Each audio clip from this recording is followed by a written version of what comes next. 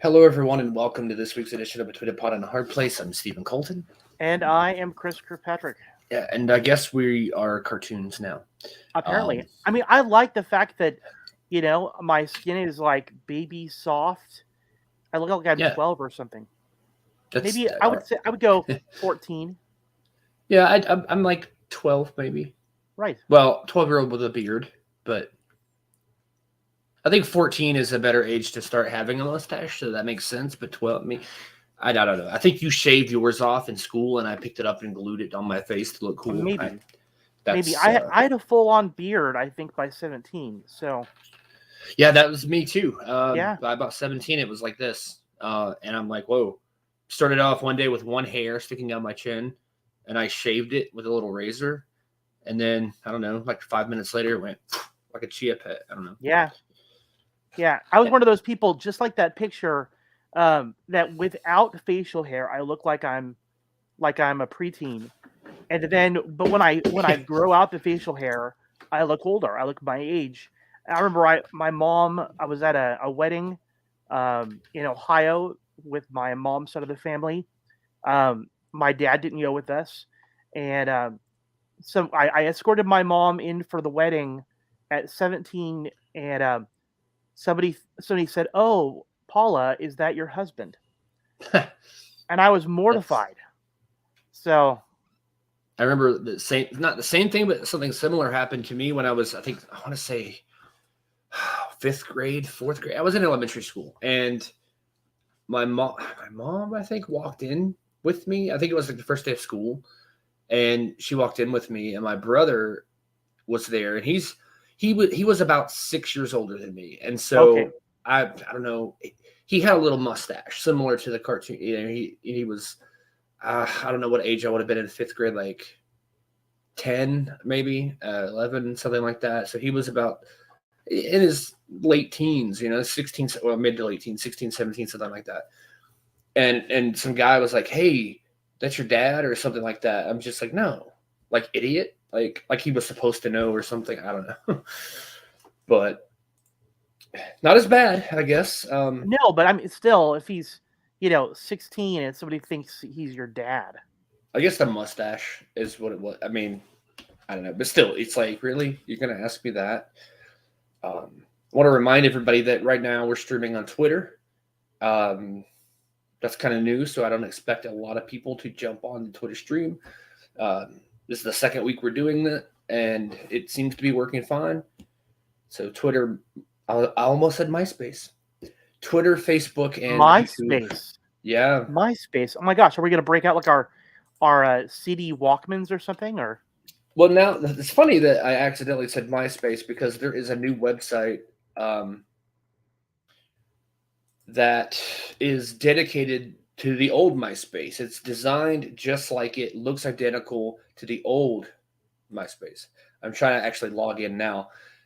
It's just something I thought was funny that I mentioned MySpace by accident, and then it reminded me. It's for some reason it's not letting me log in, but I can still show what the login screen looks like. Let's see where screen share. Yeah, I'll learn to use this one day.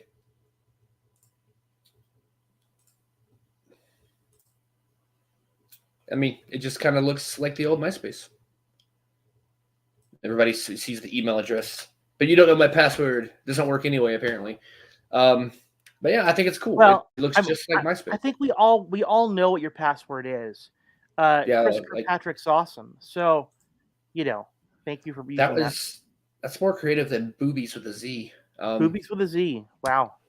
Well, in the E is a 3 and the I is. I'm giving away my password. But I just thought it was kind of fun. I was trying to log in to show everybody kind of like what it looks like, and it looks just like the old MySpace layout. You have your blog, you have the comments on your profile, you have your friends list, and you even have the ability to copy code or write your own and paste it in your About Me section, and it lays out your profile, and it's really fun. It hasn't really hit off yet. I think there's less than 1 million users, or maybe just over one. It's very small.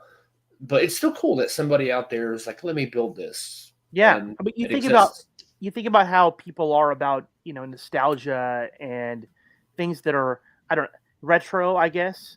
Yeah. You know, and some people would definitely say that Facebook sometimes is a little bit played out. So that's Yeah. cool. And honestly, every time I scroll through Facebook, it's just a lot of what everybody's mad about.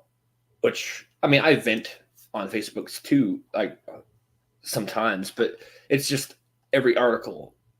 It's I hate this. Like Clerks 3 is being promoted right now because it releases very limited to their format. People, that's a whole other argument. People, you're stupid for not doing it in full theaters. It's like, well, give them $100 million to promote it then.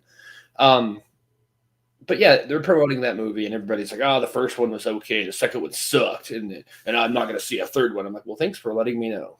I mean, I could not have lived the rest of this day without knowing that. Right.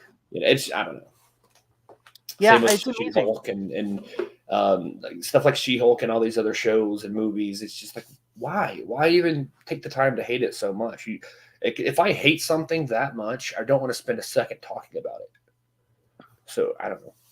Yeah, I agree. I mean, and again, what I've always appreciated about our podcast is the fact that we've really dedicated ourselves to, celebrating what we like. Do we talk about things that are controversial? Sure. Sure. But I don't think we've really let ourselves get swept away into being a negative review kind of podcast. And I'm really thankful for that. Yeah, and then the times we have, it's more parody, more satire, and Right. like how terrible Hawkeye is. Even though I've gone on record saying I love the show, I still tease it and like I know you really like Hawkeye.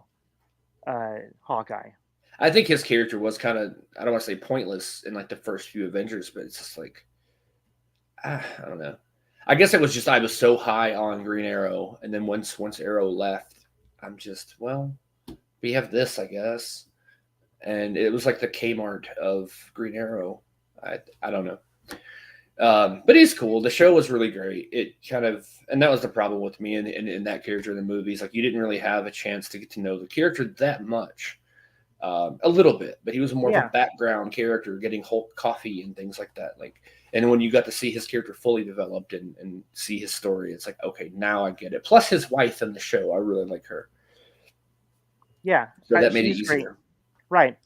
The fact that I had not put it together until my daughter told me that it was the same lady who had played Velma in Scooby Doo. Oh wow, I didn't Yeah, realize she that's the played Velma. actress who plays his wife.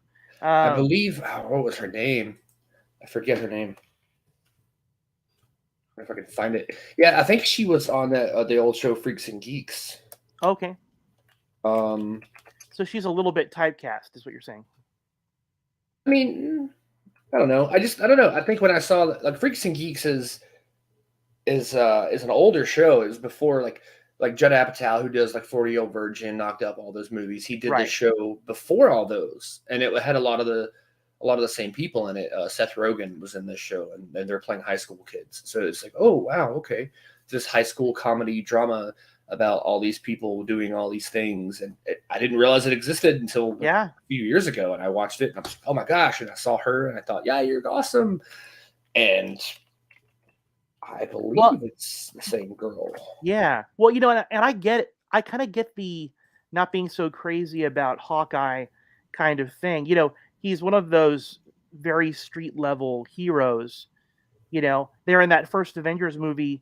He's having a hard time going and taking out, even just a couple of the Chitauri, those alien fighters of Thanos.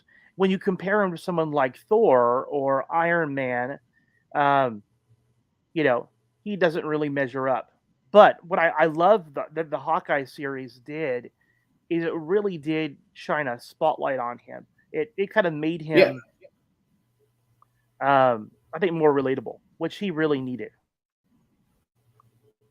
Okay, so yeah, that's the same one that was in Freaks and Geeks was great. Her name is Linda Cardellini, Yeah. and I never knew her name. I just knew that she was in this, and this, and I was like, oh, that's her name. But yeah, I've always liked her. So I saw her as Hawkeye's wife. I'm like, okay, if she likes Hawkeye, then I think I can be okay liking Hawkeye too. Right. She sealed the deal for you. Yeah. I mean, but she was on screen too, so it was Yeah. easier to watch.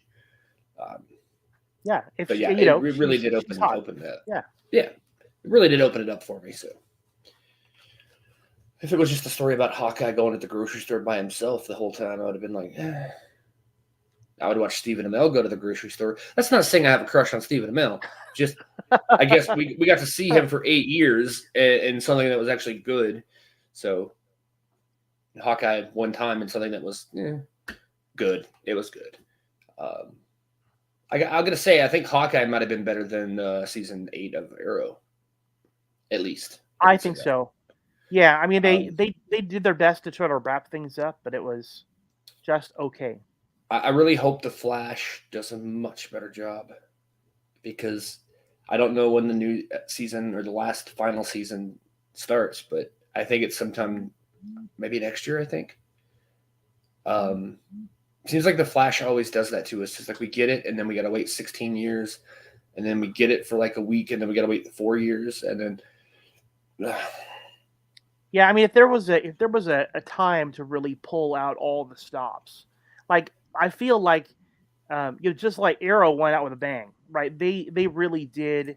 They had that crisis on, Yeah. all I don't know why I can't remember the name of it, but Crisis on Infinite Earths. Yeah. Yeah, Crisis Infinite Earths. That was really their swan song for saying goodbye to Green Arrow and to the entire show. And so I wonder how does Flash kind of tie up all the loose ends, tell the story they want to tell, and with all these shows over, are they going to try to go and pull in other actors from those shows to help kind of round things out? Yeah. You never know. I hope that they do. I know there's really no crossover to be had, and if they do at this point, I hope they do not do a crossover with Superman and Lois. I was completely the opposite up to now, but finding out that this show has been existing in its own world without any connections at all to this world, despite the fact that Diggle, who has gone through the same experiences as that Earth's Diggle, is completely different, but he's experienced the same things, whatever. Right. They establish all this, and then all of a sudden go, let's cross it over. That would be the worst thing, because if you were going to do that, then have it be in the same universe. But it would be really cool to see Superman.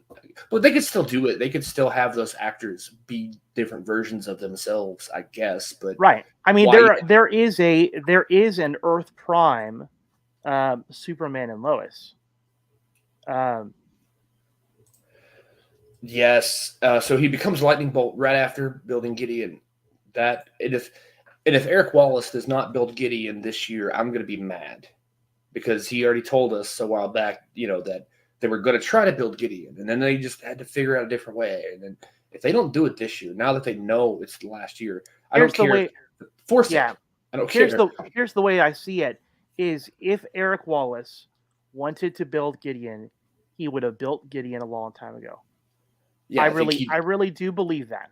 But I think he was, people like us saying build Gideon, and then he's like, fine, and then he just kind of found a way maybe to push it out, and like, well, any little reason of it doesn't work this way.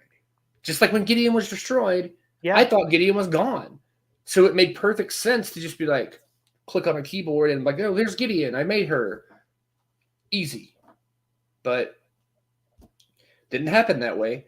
Yeah, I mean, I think as much as I like Eric Wallace as a person, and he was a great guest here on our show, I think we also know that he has no problems whatsoever in pissing off the fandom.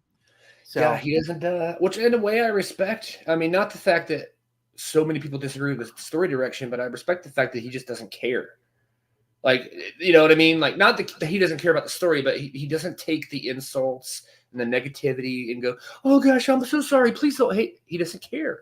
And I like that part about him. Just because I wish I could be more like that. But at the same time, it's maybe take a little bit of the criticism, So if he doesn't have Drunk Barry, then because he said the Flash. I'm the Flash. They need to have that at least one time. I mean, They do. I would. Barry and Iris have to finally sleep together because so far we don't have any proof that they've even done that one time. They would need to be in the same. They would need to be in the same room together, in the same. Um, yeah, I don't know. I feel like, um, we've been. We know that they have kids, but Yeah, it doesn't seem like they're in any hurry to make that happen. yeah, and they've only got about let's see, maybe in 9 months the show will come back on. So they're gonna have to start pretty quick. Like they need to start right now, so that by the time the show airs, the kid will be there. I don't Well, have to see a baby Nora and a baby Bart. I just need to know, like, I'm pregnant, and then that seals it. But I hope they do it sooner rather than near the end. right. And I don't want to see like Bart and Nora holding Bart and Nora. Like that would be weird because why keep a connection? That's what is weird about it. It's the time travel thing. It's like have a connection and responsibility, a relationship with your future kids that they come back and forth to visit, but yet you're gonna be closer to those kids than you are your real kids here, and I don't know. Great Scott. Yeah, I know. I know. There's a reason why we have not invented time travel and why it's not a good idea, because we would totally abuse it. I would totally do it. I mean, I don't know that I would. Well, I can't say that. I was gonna say, go to the future and get lottery numbers and all that kind of thing. Right. But I I'd be feel like, like, yeah, invest in Microsoft and Google and Apple, just like Hot right? Tub Time Machine. Just like Back to the Future. That too. I think it ended better in Hot Tub Time Machine because the guy that was his name Lou. I think it was the bald guy. I forget the actor's name, but he's been in a lot of stuff. He goes back in time. They all go back in time. He stays there when everybody else goes home, and he invents Google. So, like, when they all get back home, they find out he's this big, huge millionaire that runs the largest search engine in the world called Google. Google. And then they just keep it that way, and then everybody's happy because they all have like Ferraris and mansions. I'm like, that just doesn't seem okay, but works for them, I guess. Yeah. Oh my gosh, don't give them ideas. We're gonna find out that Bart and Nora are from the future of Superman and Lois's Earth. Oh gosh. Yeah. I mean, it would be different. Actually, no, I hated that at first, but I was like, you know what? That might be fine. I doubt it'll happen, but it might be fine because then it's like, oh, the relationship they have with them is okay because it's not their kids.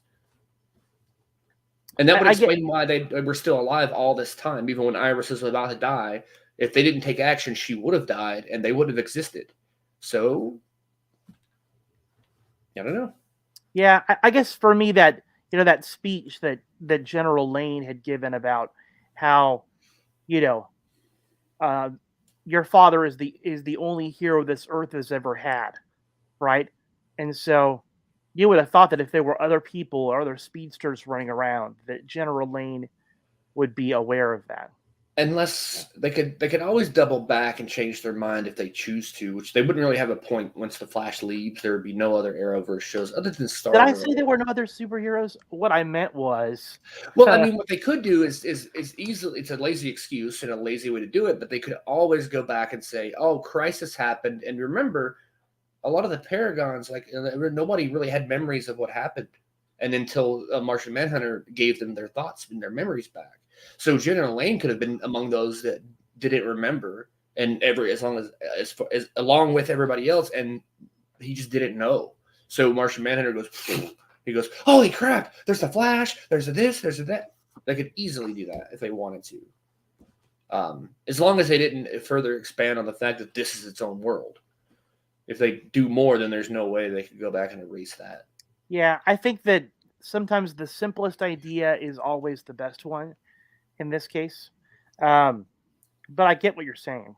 Yeah, I mean, I don't know. I like the fact that it was all together because it felt like Crisis existed just to do that, to unify it all and say this is one world, maybe not one world because Stargirl had its own, but like one united like universe of characters, and then now it's like let's quietly split it apart.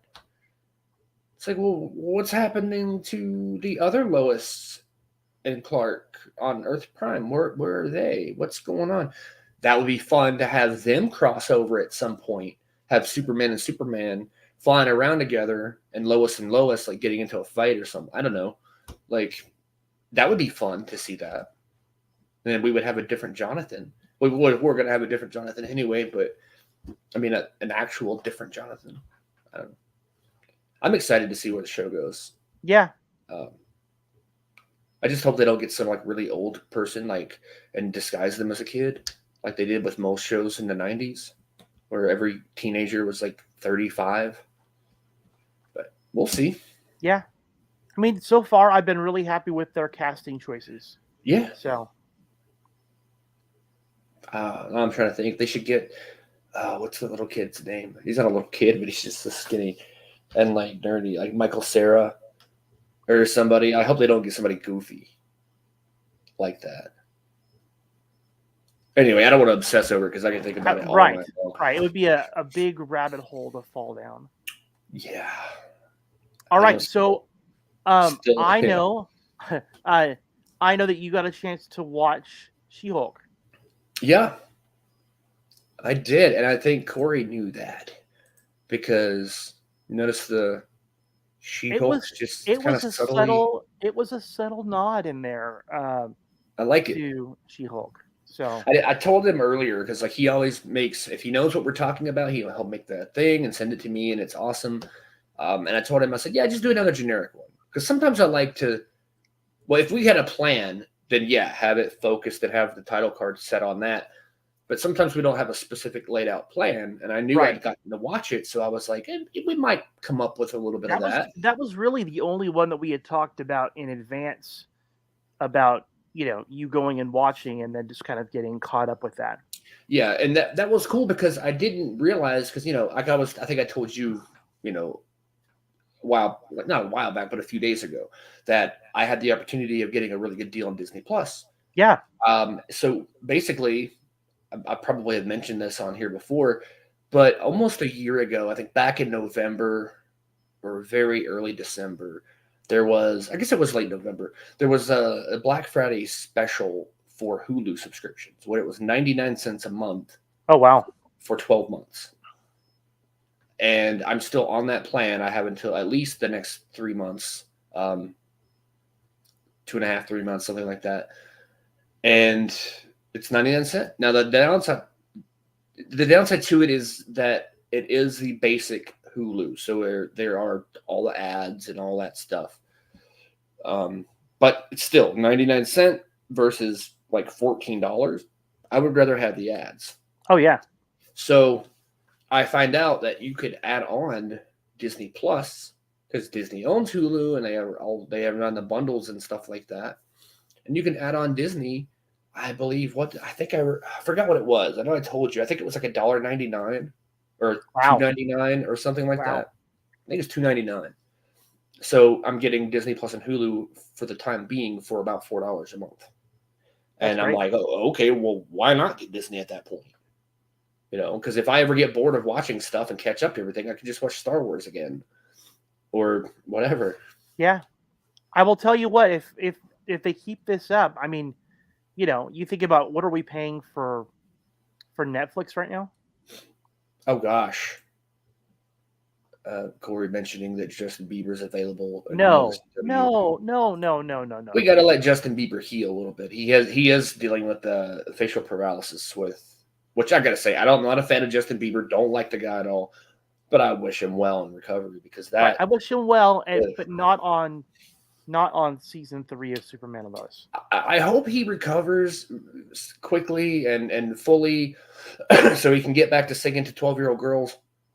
But I don't want him to think, okay, I'm going to be on Superman and Lois, so it's more encouragement to get better. No. Right. Please no. Or if you do, kill him off. But yeah, going back to Disney and everything. It's so fun. I forget exactly what we were saying about it. I know. Just gonna get off track. Yeah, I was looking at the IMDb here for She-Hulk. There's been a lot of talk about review bombing, and Yeah. right now IMDb is showing a rating of 5.2 out of 10. But you Jeez. realize that that's really only based off of the first 2 episodes, and my guess is most of the negative reviews were put in there as a result of that first episode. Probably. And also, I noticed I'm on the same page right now, and I've noticed that the popularity, although very small, has jumped up a couple of points. It's like at a 3. I don't know what the scale is or how good or bad a 3 is. But it's up from it went up 1 point, I guess is what that's saying. Yeah, Or at 3, I don't know. probably a 3 out of 5. I mean, the Rotten Tomato score is 88%. So it's interesting that that while the IMDb is pretty low. In fact, I think this is, at least at this point in the show, there's still plenty of story to tell, but I think it's the lowest rated so far. Yeah, and I actually really liked it. I went into it not thinking I would Right? because hey, how's it going?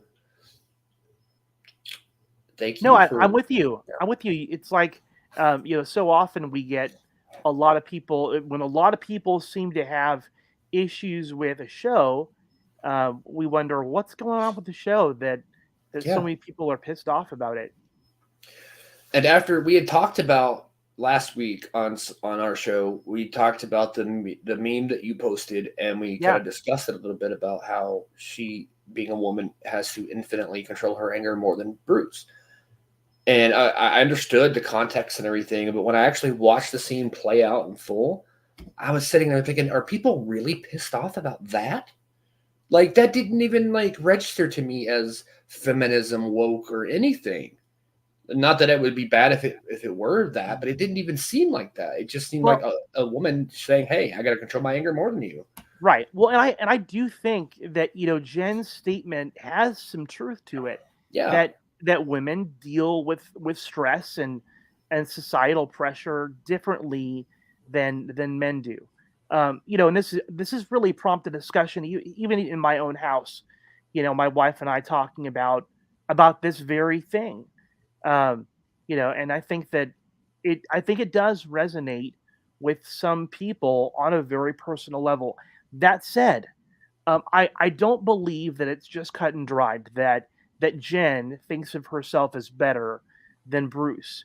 I no, think they're kind of setting her up um, uh, to um, to really experience a great fall, yeah. I right? mean, because she did have a little bit of arrogance in the beginning, not because she Yeah, thought she was better than him, like you said, but when she was learning to be a Hulk, she was like, "I don't need you. I've got this." And then now she has to be the circus monkey to dance for everybody now, yeah. and it's just I think that you're right. I think they're going to set her up for a fall. I think she's going to get overconfident as a Hulk, and then maybe need someone's help, and then everybody's going to be like, "See, the woman needs the help. That's her place." And I'm just, even if that happens, it's like nothing they do will ever please these people. No, no, and we've seen it in all of these shows that people that are looking at something to pick on and hate on and tear apart, and they're gonna find it. If you're looking for problems, you're gonna find them. That said, I think that Tatiana Maslany as Jen, as She-Hulk, I think she's a real gem. I mean, she is fantastic. Yeah, I Um, like her. I mean, I think I don't know. I don't know what my thoughts are because like originally I thought her, human form and her Hulk form were two different actresses. right. Because it's just so well done that I was like, this two different people. The hair, the fact that she's green. I don't know where they found a green woman, but no. But no, I mean, and the fact that when she's standing next to Hulk, she's as tall as Hulk. So like, and clearly, even those two, Mark Ruffalo sitting next to her, like there's a noticeable height difference. And of course, Hulk is fully CG, but like still, it it's just so well done. Like you Yeah. believe that she grew like 2 feet Well, or a foot or it's whatever. amazing to me that even before the show came out, people were shitting on the CGI graphics, Yeah. saying that it looked terrible. And then the show came out, and people were like, "Oh, the CGI graphics are just fine. They look pretty great." Again, it's amazing the issues that people come out with. I really feel like if people give this show a chance, let them tell their entire story, and maybe part of this story is that Jen realizes that being a Hulk is a lot harder than she thought it was. I Yeah. really think that's going to be part of her story throughout this season. Is about Mhm.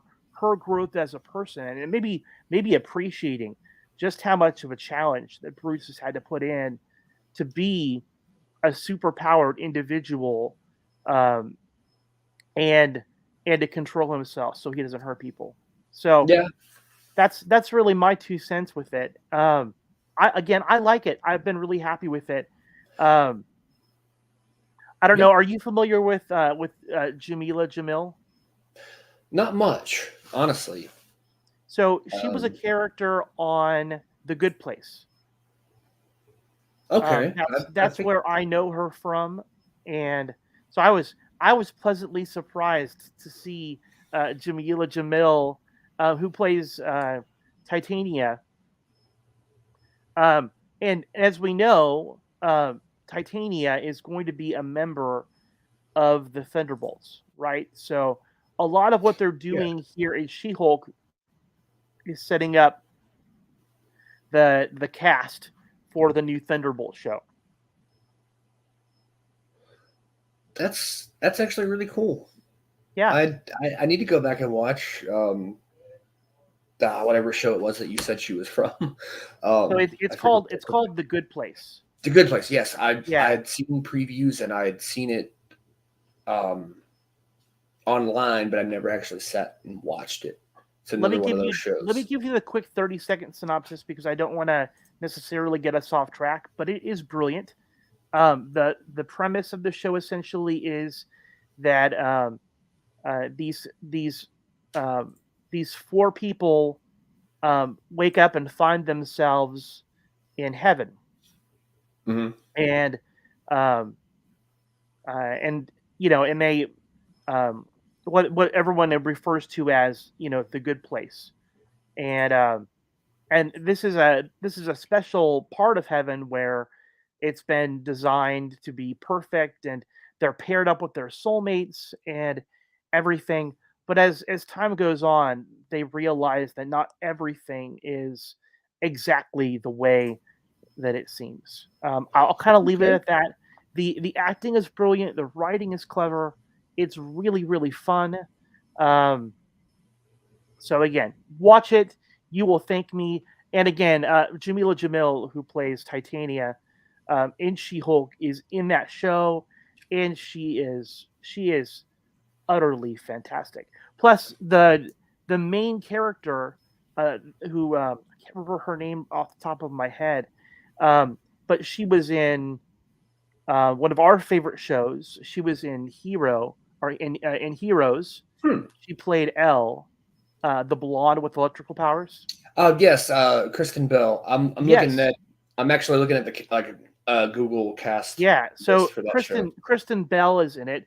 Ted Yeah. Danson, if you can believe, Yeah. Ted Danson from Cheers is in it, and he's again fantastic. And again, the rest of the cast is really fun. Again, check out The Good Place.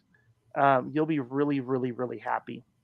Well, Ted Danson looks pretty good for 74 years. Yeah, Gotta say, I yeah. didn't know how I old he would was, but I was like, I wow. I would love to believe that I would look as good as that when I'm 70, in my 70s. Still trying to wrap my brain around being 43. Yeah, So I'm like rounding in on 40 almost, and I'm like, wow. just wait. It's crazy. Enjoy your 30s because when you hit your 40s, it's like that check engine light turns on. I just put So a piece of tape over it, and right, then right. I mean, you can only avoid it for so long before it will remind you, "Hey, I'm blinking." Um, you just disconnect the battery for about 20 minutes, plug it back in. I know.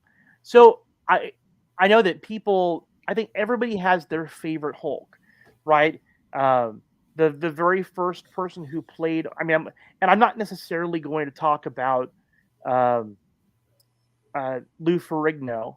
I think he's a Hulk from a different generation, but of Yeah, the modern iterations of the Incredible Hulk, we have the first major one played by Eric Bana, um, yeah, who, in my opinion, is my least favorite of the modern versions of Bruce Banner Hulk.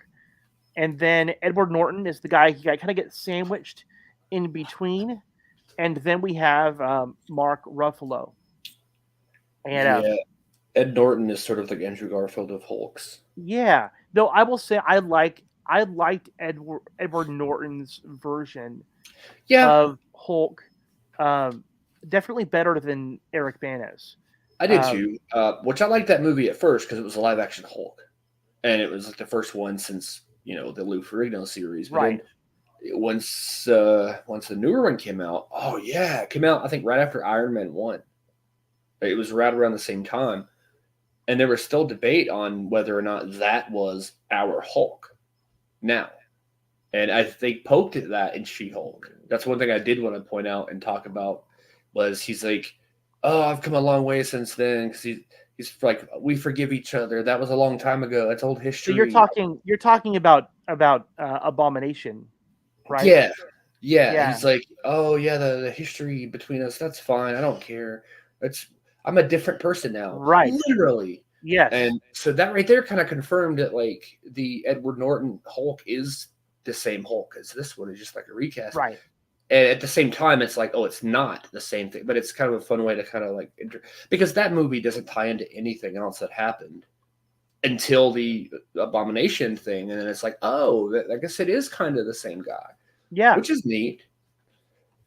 yeah. I I do, I think do it's gotta say that. Sorry, I no. like the CG Hulk of the Edward Norton movie better than the one where he now looks like smart Hulk. Where it's which I don't hate Mark Ruffalo. I just think that like the Hulk walking around, it's like he's smaller than he was in Avengers.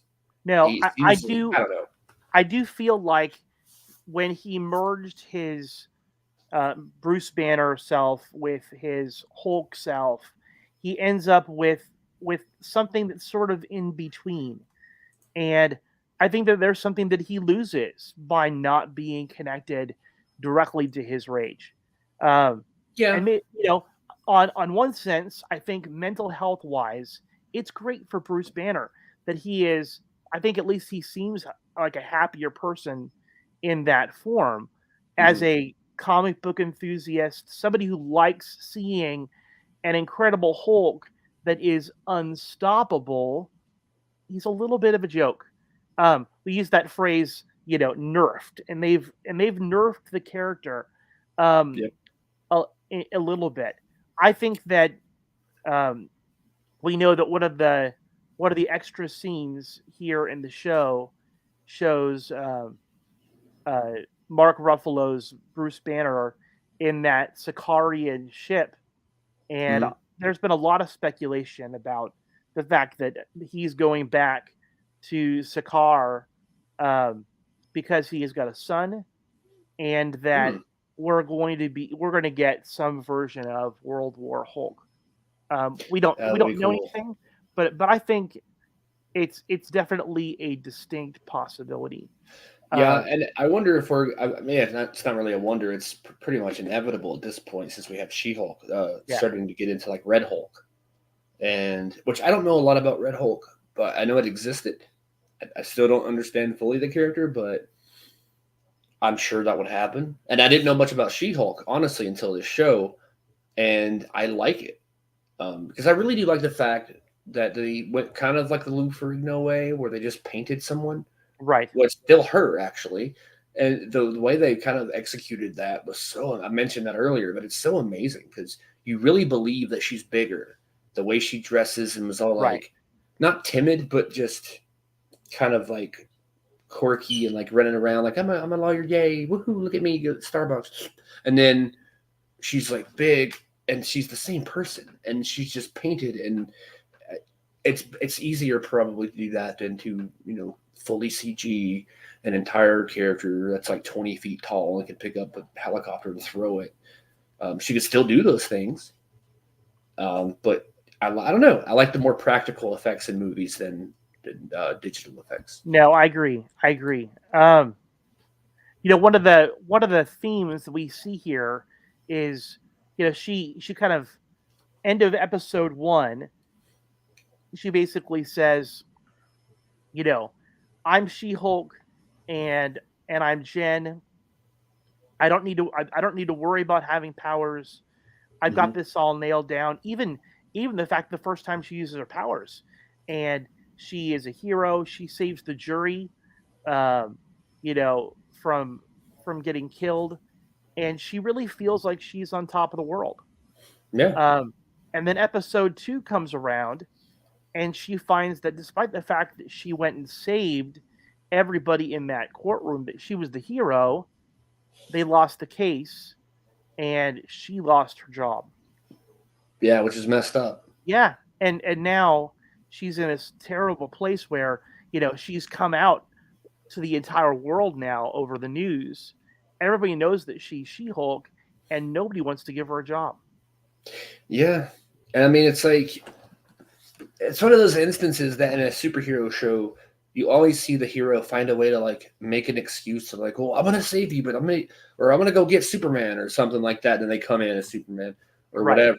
She's just like, okay, and just does it. Like, and I think that's Marvel, really. Marvel doesn't really seem to care as much about hiding your identity. Maybe that's just comics in general these days. Like the secret identity aspect doesn't really matter anymore because the villain always finds out anyway. So why even try to hide it? Right. And it creates more interesting stories. I think I it's on I you know honestly feel like Jen had been a Hulk for so little time that she hadn't put a lot of thought into disguising her abilities. that's true. Um, and she definitely didn't think that there would be fallout from her decision to Hulk up and save everybody. She thought that she would be celebrated, and she was. Um, but the fallout of it, and so when we talk about a little bit of that hubris of her making that proclamation about, essentially saying, I'm better than you, Bruce. I've got more control. Is she still didn't realize that using her abilities would have some major consequences. Yeah. And so, um, as we know, she didn't stay unemployed very long, right? No. She had gotten that job offer, and at first she thinks it's the dream job, um, until she realizes that they really only want her because she's going to be a superpowered lawyer taking on superpowered cases. Yeah, which I mean, she could have still done without being a Hulk because she has the mindset for it. But I guess in those instances, people want to see her Hulk out. They want to. Well, she has to stay in Hulk form in the office too. That's the thing. I was like, really in the office? Like, what's that? Okay. Like, I could see her frustration because it kind of frustrates me. It's like put her in human form at her Yeah. desk at least. But it's interesting. Well, and I Uh, think that it was funny to me because we had gotten that little glimpse at her new boss. He was doing things in the office, just to mess with people, and he was throwing his weight around. yeah. And I thought, ooh, number one, this is not the kind of boss that I'd want to work for. No. Um, and maybe Jen walking into that realizing, um, wow, this guy's a real slime ball. I Yeah. don't think it's going to last very long with this new boss.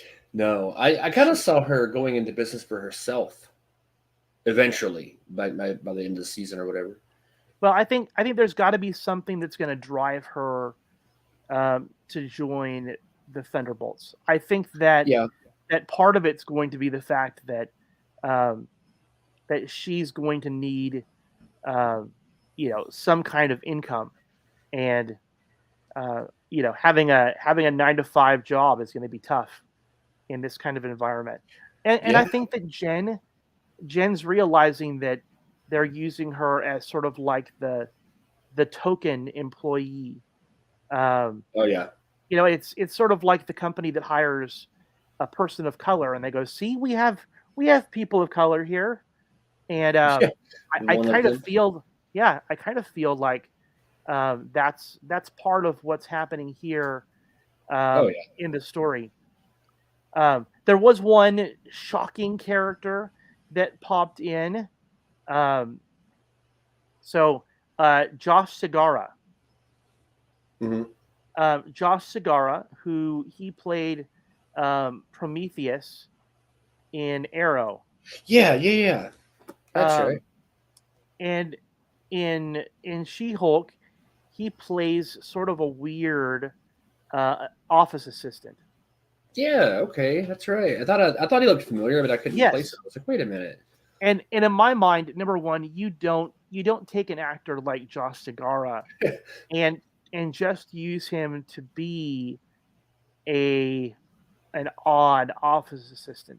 I kind of think like there's more to him than Yeah, meets the eye. kind of seems like Jimmy Olsen from Supergirl, Yeah, where at first he started off like, "Oh, hi, Cara. I'm here. I'm all big and buff and strong, but I'm just a little reporter boy, photographer, blah right. blah blah blah." And then he becomes like what was this character's name? Guardian or something. So it could be something like that. Yeah, I think so. I think so. Anyway, I'm excited about that. Again, it could be simply a character they put in there to throw us off. But again, if you got Josh Segarra, you don't throw that character away. Yeah, I don't think that there's got to be something there. The other character that I'm really excited about seeing is Charlie Cox as Matt Murdock. Yeah. It seems like Charlie Cox is going to be sort of like the John Diggle of the CW, that he's going to be popping up in a lot of future projects. Definitely in She-Hulk. He's going to be popping up in Echo and a couple of Okay. others too. So anyway, I love Charlie Cox as Daredevil. So I'm excited that we're going to get some of him here in the show. I don't know at what point he's going to pop up. I mean, it might be like I don't know. I was thinking it would be one of those like hidden things, like one of the credit scenes, as far as his first appearance. Right. Because you wouldn't like, even though we all know he's going to be there, you don't know when, so they're just going to throw it in. It's going to be one of those moments where he's sitting at Peter Parker's table. Right. So it's Right. like, ooh, okay. Um, but yeah, I'm excited about this show. I didn't know if I would like it too much. The fourth wall stuff is really interesting too, because it kind of adds a whole different layer to it. No, I And agree.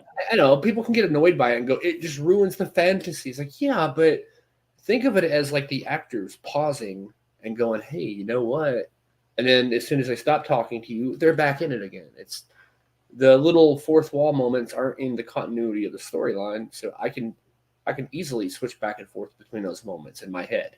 I think I automatically make the connection between a fourth wall break in a show or in a movie, and I feel like there's a little bit of cleverness in there that Mm-hmm. they're trying to play with the audience and engage in a different way. Hey, Yeah, we're not just telling a story, we're having a conversation. And yeah. I really like that. Um, Mm-hmm. we all know that Daredevil, not Daredevil, but Deadpool Yeah. pulled off that fourth wall break kind of style. They certainly have mastered it. Um, and whether they're emulating that or just simply, borrowing the technique, I like it. And I think it puts a different kind of stamp on this show that is not too serious. Mm-hmm. You know, it's It not doesn't too really have to be serious. serious. It doesn't. It's not a comedy, but it's not too serious. I kind of enjoy that a little bit. And I think that, each one of the different, superhero shows has given us just a varied facet of, Mm-hmm. of the human experience. I'm really happy with how it's going. I'm looking forward to seeing where the story continues. Yeah. Um, I don't know what day do they drop the new episodes because I started watching it after the second episode hit, so I wasn't sure which day they do the next I think they drop it on Wednesday.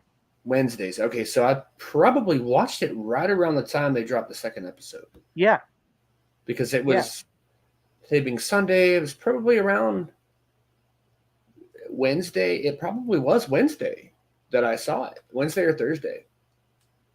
So I was waiting. I was like, oh my gosh, I hope it's Saturday or Sunday or come on, come on. I'm kind of really waiting for the next one. Yeah. And Yeah. I don't know, because I think she's kind of, I don't want to say she's like, oh, she's hot, but like the female Hulk, I'm just like, ooh. It's like, okay, I know She-Hulk existed in the comics, but you can't look at a piece of paper and go, hey, well, actually, there are some magazines when I was younger that I looked at and had those thoughts. But in a drawing of a character, you can't go like, hey, at least for me. But when you see a live, living, breathing woman on TV and she's all hulky and like, I'm like, hey, how you doing? Like, so we talk a lot of I don't think either of us are here to objectify women. So oh I'm going no, to clarify that. yes, However, yeah, for sure. if you look at the comic book version of She-Hulk, her clothing gets ripped Mm-hmm. to shreds, just like Bruce's does. Right in the comic books, it's much more revealing when she transforms. I kind of feel like I would have liked to see more of that when she transforms. A little. Even though I'm sure she's wearing amazing spandex to help with that. If she's bulking out that much, it's gonna really ruin her clothing. Yeah, and then they kind of address it a little bit, like you said, they had her ripped suits and things like that. But I mean, I'm kind of glad they don't go the extreme and have everything out there because it really. I mean, I joke, but I do. I think She-Hulk's attractive. I mean, like if I could pick my favorite female superhero, She-Hulk probably right now is one of the top runners for that. But I mean, I like the fact that she's intelligent, tough, and all that other stuff too. It's not just like, oh, she has boobies, yay. I'm 16 years old, not 12. No, I agree. I think that there is more to Jen Walters to She-Hulk than just simply her powers. And when I think about characters that are not all that great, like I'm not a big Captain Marvel fan because I feel like you strip away her powers and there's not a whole lot of personality there. You got Broom. Yeah, it's handy. You're glad it's around, but there's not really to a whole lot there. And to clarify, I'm not saying women are only as good as brooms because that's what they do is clean. Like that's not what I'm saying at all. So you're digging yourself a hole, Steven. Yeah, you're digging yourself a hole. But Teletubbies and Barney and Friends and Elmo. Let's talk about those now. Right, but no, you understand what I'm talking about, right? Yes, I do. Jen is, I think, a multidimensional kind of character. That there is a real human being. There's a real personality to her, besides just the fact that she is super strong and has all the abilities of Hulk. And I think I really appreciate that. And as this show continues, I look forward to seeing how she grows and develops. Because I kind of like her better than Hulk. I mean, just because of all that other stuff. Like Bruce is just kind of Hulk, but I wear glasses and hide in a cave now, and he doesn't do anything, and he's not as tough as he used to be, and he's just kind of like there. Even big, huge, like tough, dumb Hulk, I still would like She-Hulk better because she has the intelligence, she has all those character traits, and it's not just. It's almost like her powers are an afterthought. It's like the secondary thing about her that's great. Yeah, I mean her natural gifts of her intelligence and her ability to think on her feet, her education, those are all things. And yet, what do we get? We get a glimpse at family dinner, right? Yeah. And don't you? I mean, who doesn't have those awkward family dinners where you just wish you could like die and just hide under the table, or run away? Yeah, how relatable was that? And I think it was amazing that Jen didn't choose that moment at dinner to turn into the Hulk right there. Yeah. I I'm just sorry. Now I'm thinking of like what her kids would be like. Would they be Hulks too? Well, Anyway, I mean, I think that you could really do some damage to your cranium if you overthink it too much. That probably. said, we Yeah. know we know that contact, bloodborne contact, um, can end up spreading the gamma radiation, I right? kind of want someone to bleed. I want a Hulk to bleed on me now. But actually, not really me because I have somewhat control over my anger. But there are moments where I'm just so angry. I would probably be stuck as a Hulk for like a few weeks. And I don't know if I'd want that. If I could control it in and out and had the ability to have like a really, really strong control over my anger, it'd be cool to go like and then back down and then I don't know. It would make getting to work faster. Like you just Hulk out and then jump one leap and be there, or two leaps. I don't know. Yeah, it would definitely make the commute shorter. Um, Yeah, but you'd arrive at work in ruined clothes.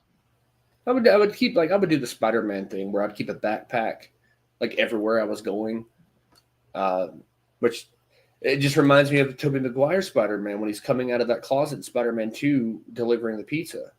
He's in his Spider-Man suit, has no helmet, no backpack, nothing. Right, right. And then he comes out of the closet and in his like helmet or whatever and his backpack, like all this stuff. And I'm like, where did you leave it in the closet in that space? That's my theory. Like he just leaves backpacks everywhere so that when he goes somewhere, he goes like, oh, there's just a change of clothes. So maybe, I mean, I could do that as a Hulk. Just you know, go to the grocery store and get one of the ceiling tiles and move it out of the way and put a backpack of clothes in there, and then I guess it would be kind of awkward walking into the store naked to get to my clothes, but That would definitely turn some heads. I love that your life plan involves getting bled on by She-Hulk. I mean, why not? Yeah, yeah. Well, hey, I'm glad that you are all aboard the She-Hulk train. Um, I think that's cool. Um, Oh, that would be amazing. Miranda Cosgrove, oh, great, Teen She-Hulk. great, and she'll be a professional singer. Um, you know, Yeah, that's the and thing. She-Hulk. She-Hulk live in concert Right. or That's red. all. Is That's there a all we red need. She-Hulk? Is there a A red red She-Hulk? She-Hulk. Yeah, I because they don't. could just start doing that. Right. It's sort of like these Hulks come in different colors. Um, yeah. I don't know. We'll have to see. Um, Yeah. all right. I was talking with you about a show um, that I stumbled upon here recently. Corey had recommended it to me.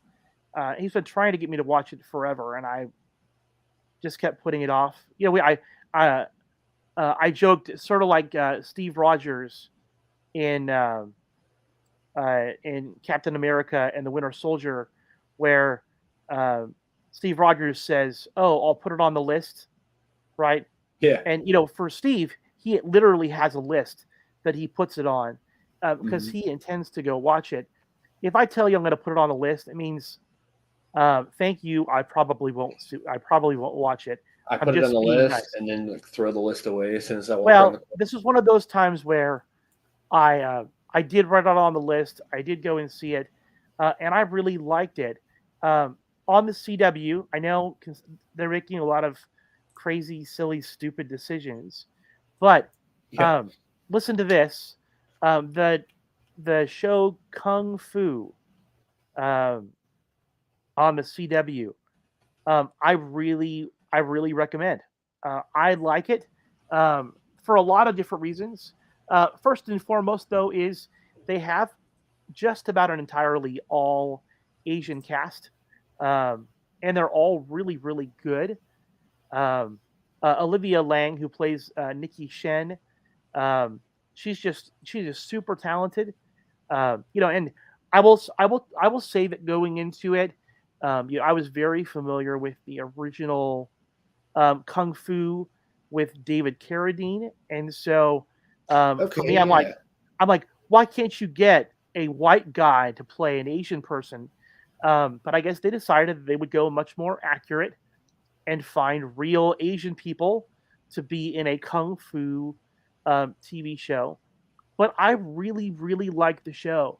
Um, I think one of the things that we were talking about in regards to the show is about how they have representation, right? That there are they do deal with social matters. They do have representation, um, but they do it in a way that doesn't overshadow the plot. And so I think Right. they've done a really good job of blending those together. That you can have a message, and at the same time, it will not be a distraction from the story you're trying to tell. Anyway, Yeah. I really like it. If you're somebody who really enjoys, um, the action, really well paced fight scenes, um, this is definitely a show for you. It's really really good. It reminded me a lot of like what we saw with Arrow. Okay. Um, that kind of fight choreography. That Um, was great too. Like yeah, Arrow, amazing. the other part of it is the storytelling. That I feel like that a lot of the flashbacks that we saw in Arrow from the time that he was on Leon Yu on the Yeah. island, and then a flash, back to where he is, in current time. Here on Kung Fu, they do the same kind of thing, and so Okay. I really like that kind of storytelling. It is, again, I think it's engaging. I think it's interesting. The cast is interesting. Really good storytelling. Um, and again, if you like that whole martial arts kung fu style with a great story and really interesting characters, um, I encourage you to check that out. Yeah, I'm definitely gonna check it out. It looks like there's two seasons currently, and I'm just reading here that the third season actually debuts pretty soon Yeah. on October 5th. So that's pretty cool. So that That's it exciting. says, yeah. I mean, it says here that it's got 3 seasons, but Huh. um, Well, yeah, I'm just reading like a random thing where it said like the season renewed for a third season, which will air or debut okay, October 5th. Maybe they mistyped. It could be debut of the fourth season. yeah. Um, Well, I think that um, maybe season 3 is already finished filming, but it yeah, hasn't been released yet. that's So what I was thinking too. Maybe that because a lot of the times they credit the episodes that don't exist yet yeah, because they're there and they're kind of labeled or whatever, but they're not out. But that's still cool because in October that's just over a month away. So maybe it's already nearly October. Oh my gosh. don't remind me. Geez, getting colder again. Well, not yet, but I mean, at least for us, I know it never goes below like 99 over there, but um, Uh, it can get cooler anytime now, but yeah, we're still firmly in the 90s here, wow, and yeah, we it's not. Generally, it stays like this for quite a while. that's nice though. I mean, I probably would get sick of it after a while, but I think it'd be great. It's great when it's October, November, and you can still run around in shorts and a t-shirt. Yeah, Um, Fall here is really really nice, and spring here is really really nice. Um, but yeah, the summer months though, you just about want to slit your wrists. So yeah. Wow. So like, I would if I lived there, I'm like, could I go swimming? Could I go to the beach in like December? Would it be I warm enough? I mean, you could go to the beach in December, and we've certainly done it. Um, Okay, you know, but it would be a little cooler. Um, it would definitely be a little bit cooler. like 70. Oh man, I don't Now, know. I guess. it's really weird. Where I live, I'm 60 miles from the coast, right? I'm in the Okay. Inland Empire, um, and so we don't get as much of the weather right off the ocean, but the closer you get to the water, the cooler the weather gets, Okay, right? that makes sense. So that's just kind of the way that it is. Um, Huh. but the water is relatively warm compared with other places. Oh yeah, I'm sure. You know, and the beaches are pretty fantastic. So I would love to do that. I still want to do that. Not necessarily in December, which it probably still wouldn't be unbearable or anything. Um, but yeah, once things line up to allow for it, I'm gonna go because I yeah, want to go, and definitely because we're gonna meet up with. It's a standing plan of meeting up with Jay and Todd because Todd is permanently back in LA, oh nice. and so that's really cool. There's a couple of people that I know from being online that live in the LA area. So it would be really cool to maybe not get everybody together all at once, but if I had the ability to stay for a longer duration, just set up like, hey, meet with this person, uh, stock Kevin Smith's house, which I know I have his address. I don't know if that's weird. Well, what's crazy is I think he hikes the same path every day. Yeah. Um, Up in Runyon Canyon. Mhm. I mean, I'm surprised considering how active he is on Twitter that he doesn't have like a flock of people that go up there to find him. I think maybe it's like an LA thing where nobody really notices that everybody or a lot of people are famous. They're just like, oh, there he is. Like, oh, hey, and like, hey, Mr. Smith, or what? Or they don't even know who he is. Maybe it's like they're so used to seeing people popping up everywhere that it's just like some random old lady to them. You know, uh, Maybe, I maybe. don't know, or it could be because like I know LA is a very big city, and it's not like Kevin Smith is the level of like a Stan Lee type of fame or like this completely recognizable instant like anybody knows exactly who that guy But Steven, is. I know that if you were to bump into Kevin Smith in the grocery line, you would lose your shit. Oh yeah, and I did in person. I met him the one time. Yeah. Um, I don't know if I ever showed a picture of that on here. I don't have one handy anyway. But I got to meet him in 2018, and I I did lose my shit. Well, I didn't. I wasn't like 12-year-old girl at a Justin Bieber concert. Inside, I was, but outside, I'm just like, hi. Kind of. I couldn't really because I didn't want to sound stupid like I do every week on this show. Right. So, Right. yeah, and I was just like, thank you, and shook his hand and everything. So I'm like, ooh. And I haven't watched it since 2018.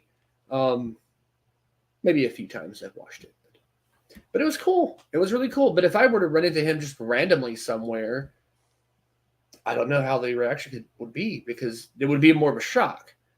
It would be like, and that's exactly kind of how I was. I mentioned it on here before. I met the WWE wrestler Edge in the airport because I work in the airport and he lives Yeah. in the city. I'd seen him in there several times, but I spoke to him for like 2 minutes once, and I was just like,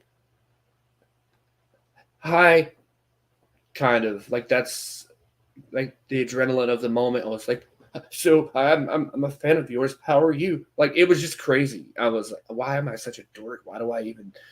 It's just a guy. Like why?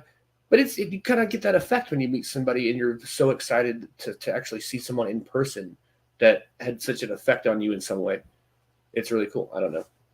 So Yeah. I'd be hiding behind the bushes and peeking through his window, like maybe not. I don't know. Maybe across the street with binoculars. I wouldn't get too crazy or hide in his The, trash the can. last thing that I want to do though is get myself arrested. You can just Looking drop me for off. Yeah, there we go. I'm not with him. Like I'll I'm not circle with back him. around. Oh wow. But no, I I know. probably wouldn't actually go to his house. But if I was in that area, I would definitely love to run into him. I mean, I'm not going to hunt him or anything, but Right. The last thing you want is to get Kevin Smith's signature on a restraining order. because I've already got a signature on something Yeah. I watched him sign it, and now it's in my possession. So I'm like, yay! I don't need it again, especially not on a legal form to say that I'm not allowed to meet him again. That would be terrible. I'd at least get to see him at the trial. Right. And that will be a memorable experience. Yeah, That's him, Your Honor. me? No, it wasn't me. Um, but no, there's a lot of stuff I would love to do up there. Um, and I keep thinking about it. Like I can't do it yet, but still, I would love to. Like Jay and Todd being one of them, and doing a live show just like this, live from Northwood Pizza. They're Well, both into the idea. They both love it. So yeah, when Corey and I went to Northwood Pizza, that was kind of a cool pilgrimage. It was only maybe 30 miles from where I was living, so um, I was surprised that it was um, a relatively small place. yeah, You know, camera always um, makes it seem very big. it does, and it's always funny in the movie Northwood Pie. They had made it seem like living in Irvine was just terrible, but Like I hate this place. I want to get out of here. I know, but Irvine is like upper middle class. Okay. Yeah, I mean it's a college town, upper middle class. It's in Orange County, which is one of the more affluent counties in Southern California. Um, so that for me that was a little bit funny. Um, that said, I mean, when you were a kid, did you dream about moving out and leaving? Kind of. I mean, it was one of those things where it's like, oh, when I grow up, I'm going to do whatever I want, and I'm going to do that. And then you get to the point where you're old enough to do that, but I just don't want to. Right. Now, if I had the means to live anywhere I wanted, I might maybe take like a 6-year vacation. I would probably keep some, you know, an anchor and like stay connected to, because it's always like, well, not always, but with me, it's like it's hard to leave home permanently. It's like this Yeah. area, just the sights and just the mountains and all that in general is like, okay, that's home. But I think I can definitely see myself living somewhere else. I mean, even as a kid, it's like, I don't like this place. I want to get out of here. I want to go live in Hollywood with the movie stars. Um, I don't know. Maybe that's part of why I have a fascination with that area, even though Yeah. I've never. Well, I've been close to it. I think the closest to LA, because my dad was a truck driver, and I went with him a few times to California. And the last time I went, I want to say it was in the Buena Park area. Okay. So it was, more. I don't know what you would call it, but like not industrial, but like the business areas, like just warehouses and things like that. So I didn't get to see much of anything like exciting. It was just like, oh look, there's a truck, there's a truck, there's a truck, there's a truck. Oh, there's a car. So LA, a lot like New York City. It's LA is a huge city, and Yeah, then it also like absorbs all of these other communities and cities that are around it, right? So when hmm we talk about going to LA, it could just simply mean we're going to some place that is, in the vicinity of LA, just heading in that direction. So right. But yeah, that's probably the closest I've ever been to LA yeah, in a moment, which I really kind of geeked out several years later because I think I may have been in Buena Park around the time they were filming Clerks 2, which okay, they filmed Clerks 2 in an old abandoned Burger King in Buena Park around the same time. It might have been like the year before or the year after, but I'm like pretty sure it's right around the same time. I want to say it was around 2006 ish, or no, yeah, right around 2006 ish that I was there, and that's probably the last time I was in California. Um, but that's a long time, it's been a while. Yeah. 16 years or something like that. Wow. But yeah, and so yeah, I just have a fascination with film and writing and locations and just all that. And I was watching a movie the other day, Masterminds, at Zach Galifianakis, Owen Wilson, Kristen Wiig, and a lot of that movie was filmed here in Asheville, North Carolina, and a lot Oh, of it really? was filmed in yeah. And Nice. there's a scene kind of not in the beginning, but not halfway. I guess maybe at the beginning of like the second act of the movie, like maybe 30, 40 minutes in. He's essentially, the story, if no one knows, is based on a real life true story where it was Loomis, the armored car company. They were Loomis Fargo at the time, I guess.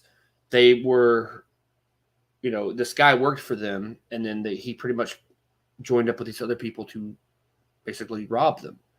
And so they get like, I think it was like $14 million, whatever. And this happened in Charlotte, North Carolina in like 1996. It really happened. They ended up getting caught and all this. And the movie's based on that. So in the movie, Zach Galifianakis' character is leaving the country. Like they've stolen the money. He's leaving the country. And there's this screenshot of, which I didn't have it ready in time or I would have put it on the screen. So I'm just using my phone, of him standing at a little airport snack shop waiting to get on the plane. Funny thing is, that's where I work. Whoops, and drawing doodles and stuff. That's where I work. Oh, wow. Literally at that little stand. That little shop is closed down now. In the beginning of COVID, they closed it down, but it's still part of our stuff. We still have a restaurant on the other side, but of the past security. But that little corner is where we just sit and, price things. I fold T-shirts, things like that. But I sit at that little counter where he was leaning on. I sit at that every day. And I'm just amazed. There's a coffee machine in the background of that scene. And I sit next to it every day. And I wish that I had the money because that machine hasn't been turned on in like 2 years. So I thought, can I buy this? It's an official movie prop from Masterminds. Yeah. I don't know. And watching that movie, yeah, oh my gosh, it was crazy. Yeah. When did you make that connection? Well, I started working at this job in the airport just over a year ago. Now, Masterminds came out in it was filmed around 2014. So I think the movie might have come like 2015, something like that. So that's quite a while ago. And I saw the movie a couple of times since it came out, but this is the first time I watched it since I began work at this place. So the connection was literally made like a week ago. Oh, wow. Not even that long ago. Because having been in this place just about not every day for the last year, but almost every day for the last year, I really recognize it now that I see it. And I've noticed these little details. It's so nerdy of me. I'm like, that's not accurate. That's not how you do it. Like the TSA line goes a specific direction in the airport. Okay, everybody knows, that knows you got to go from this side to the other side where the planes are. Well, I know movie magic and all that. It's all make believe and stuff. So in the movie, the TSA line runs the other direction. And I realized watching the movie, they have another scene towards the end of the movie of him coming out the front door. Of course, I geek out. I walk through that door every day. Right. So, they filmed that. So obviously they filmed all that stuff probably at the same time and just put it in their appropriate places. But it's just the line goes away. And so I realized that they never actually filmed any scenes near a gate at the airport. So they must not have had the permission to go past that point. Because I would imagine the airport is still conducting business as filming is going on. Right. Because the interior shots were very brief. Not even maybe 5 minutes. And then they had exterior shots where they're sitting in the car talking. And then they also shot in another building that it's like a small arena. It maybe fits like 7,000 people. Like a little local, like civic center type arena. And they turned that into a Mexican airport. Really? Yeah, and I noticed in the movie, I was like, okay, they're in the Mexican airport. He's in Mexico. He'd fled the country. Now he's trying to escape the like Mexican police or whatever, and he's trying to get out of Mexico. And they're in this airport, and I'm like, wait a minute, that looks very familiar. Because I had gone to like several shows, like the circus used to come and all that kind of stuff when I was a kid. So I've been in that building several times, and I noticed it. The windows are very specific. But I'm like, wait a minute, Asheville, North Carolina doesn't have like palm trees and stuff. Like that's weird. And those aren't here. And I realized, okay, they've CG or digitally added trees, but that area is a small arena, and those little doorway areas that go into like a larger part of the arena, those were the gates of the airport. They dressed it to look like an airport, and I thought, yeah, that's pretty sweet. That's nice. That's cool. Yeah. So I work at a movie set. That's what I tell people now. They're like, oh, really? Like Hollywood? I'm like, yeah, I work at a movie set. That's all I'm going to say. Because technically it's true. Not still a movie set, but it's a former set, I guess. I don't know. Yeah. It's amazing to think about how many locations have been used over the years. And there are some places that constantly get used. You think about certain buildings that have been used for different purposes for Yes. all that kind of stuff. So Yeah, there's where is it? I gotta search this really quick. There's a location in California that I want to go to so bad, and I don't know if they still let you like go up on it. Um, it's okay. So I recognize it now. It was in several other things, but I recognize it from the Power Rangers, and there's a lot of locations in that area that were used in Power Rangers and other shows. This place is where's a good? I'm trying to find a good picture of it. Share on the screen here, but this page is kind of wonky. Anyway, I'll go ahead and talk about it. It's the House of the Book, and it's in Simi Valley, and it's like Performance Hall, American Jewish University moonlights as a sci-fi film location. I'm trying to find a picture. I don't know if you are aware of what it is or the building itself, but it's been used. Like I know Star Trek used it, one of the Star Trek films, or maybe multiples. But we'll just show a picture of it here on screen. okay. If I get it to go full screen, and you may recognize the building. Of course, this building screens my childhood. I'm trying to get a good picture here, but this stinking website. This is good enough. I'll share this. I'm like, it's going to be perfect, but it doesn't have to be.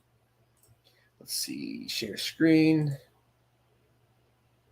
I think this is the right page. Yeah. So you see the building here. Like, I don't know if you've recognized that building from. I want to say it was in Star Trek, one of the Star Trek. In the interior, it's like a. So it hasn't started like, sharing your. It hasn't started sharing your screen yet. Oh, it hasn't heard it. No. Oh.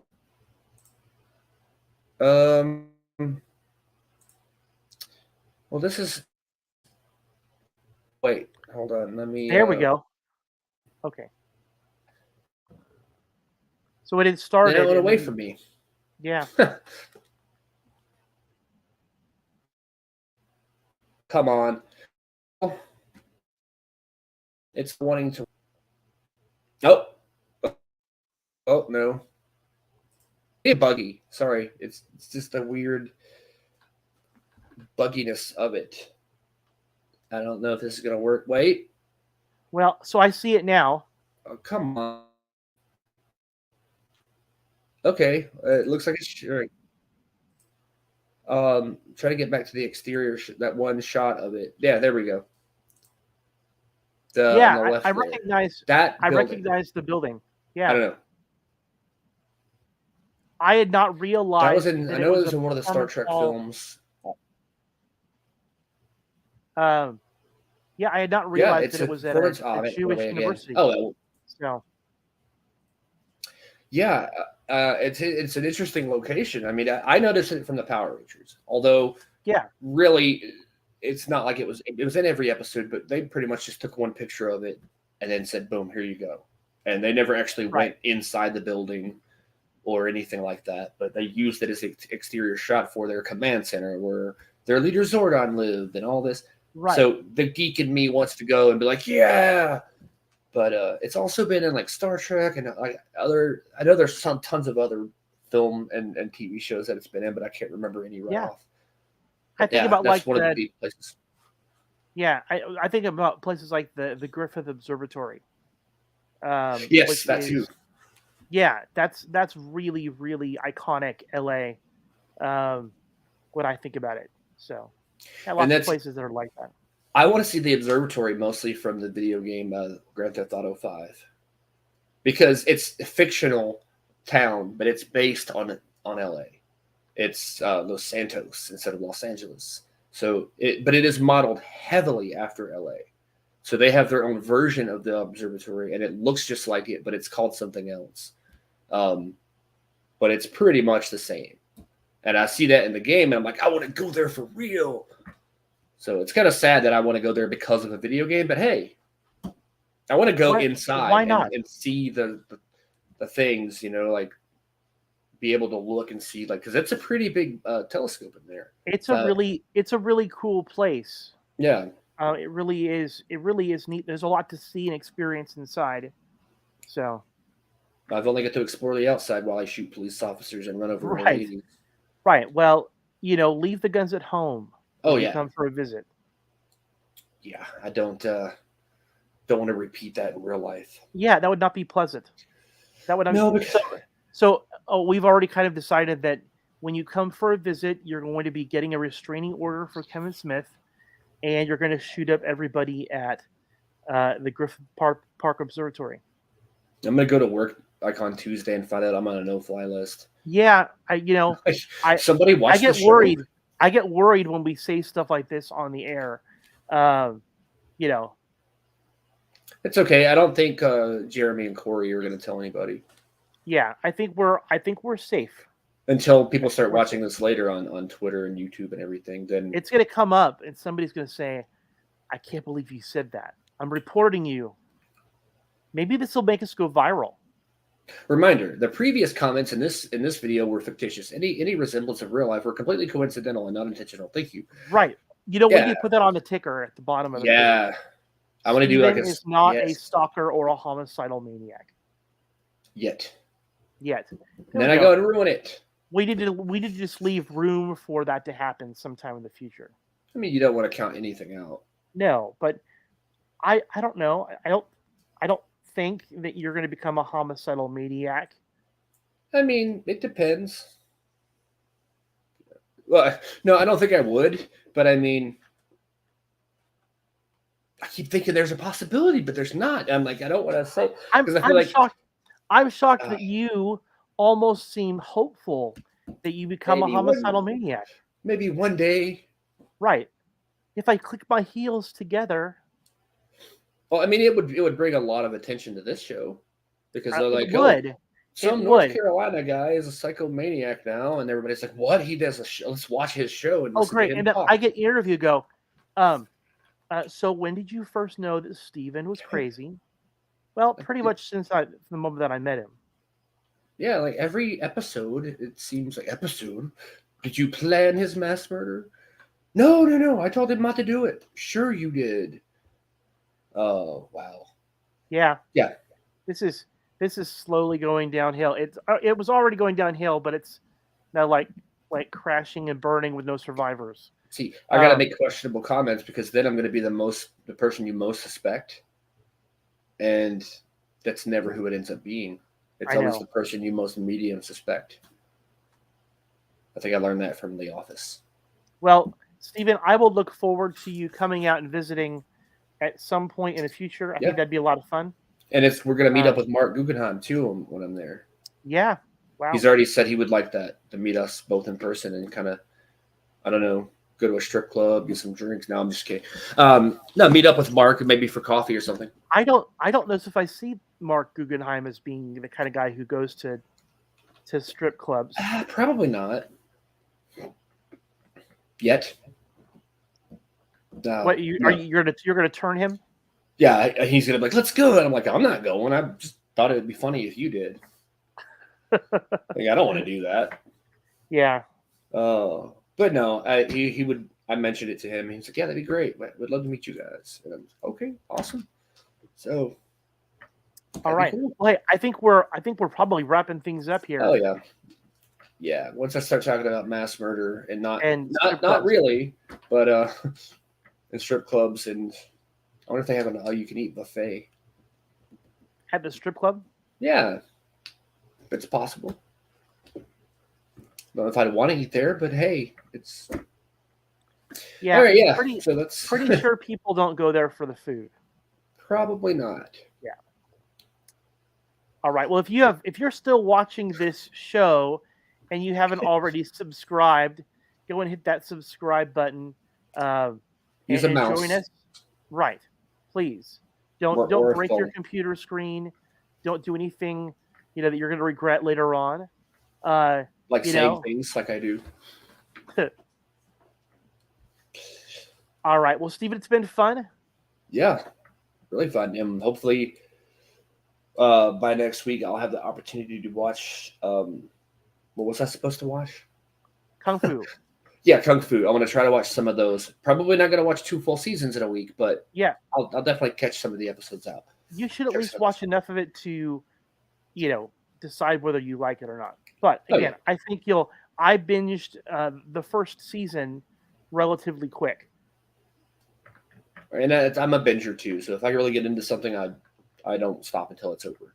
Yeah, and if you haven't seen um, the Miss Marvel show, I need to finish that too. Yeah, that's also on Disney Plus. I think So I've seen the first episode when it first okay, dropped, and then I really, I really enjoyed that. Um, so I wouldn't mind talking about that at some point either. yeah, no, maybe we'll see Miss Marvel and She-Hulk team up one day. Maybe, Who knows? maybe you never know. I I know want that to see. she's going to be. Yeah, She'll be in the upcoming feature, The Marvels. So that's pretty cool. I'm yeah, excited for all that. So, yeah, we'll have plenty to talk about next week, and if I not, we think can so. just continue on to my psycho journey and the evolution of being a psychopath. Yeah, I mean, there's always a positive. But So talking about it's going to help me not do it. good. So I'm there we glad. go. I'm more than happy to help you vent. So Yeah, yeah. All right. Well, hey, have a good night. yeah, you too, and we'll talk next week. And everybody, thanks for watching, Yeah. and have a Adios. good one.